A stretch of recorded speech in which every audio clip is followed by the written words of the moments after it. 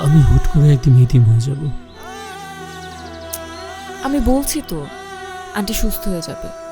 তুমি আমি দুজন মিলে একসাথে টেক কেয়ার করব। আর ডক্টরের বউ তোমার কাছ থেকে একটু ট্রিটমেন্ট শিখে নিব, তারপর দুজন মিলে ট্রিটমেন্ট করে আন্টিকে সুস্থ করে ফেলবো। দেখবা তখন আন্টি আগের মতো সুস্থ হয়ে গেছে। আমি তোমার পাশে আছি, সব সময় তোমার পাশে আছি।